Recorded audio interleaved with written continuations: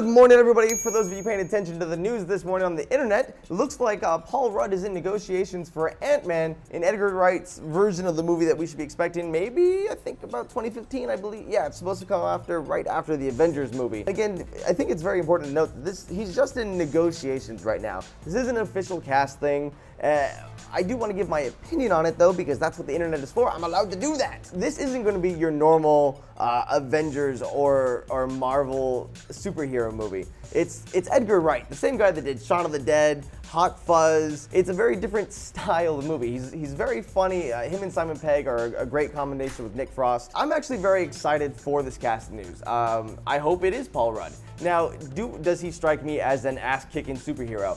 Absolutely not, at all, ever. But do I think that he could be well casted in an Edgar Wright movie?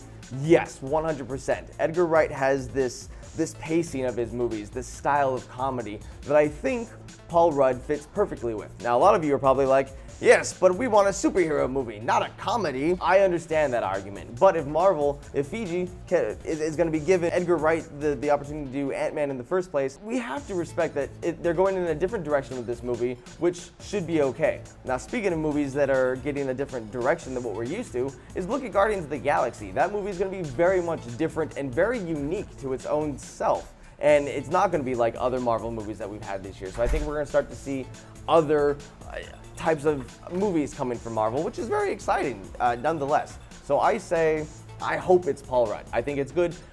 We'll see if he can still do the ass-kicking part. That's why they have stunt doubles. I don't think we have to be too worried for that. But fun fact, Ant-Man, kind of a douchebag. Beats his wife all the time. Yes, Ant-Man is a wife beater. It actually happens. So Paul Rudd is kind of a lovable guy. Will this be a direction that we see him going in? Probably not.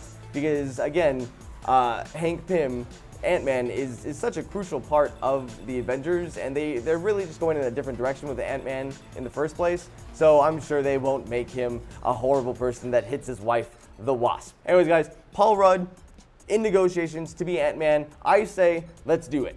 It's going to be a very different type of superhero movie, and I welcome the change. I'm getting a little bored with superhero movies right now. I will be the first to admit it. They're always the same thing. There's always the same plot holes. There's always just maybe like two people that are great actors in the movie, and that's it. So we need a change.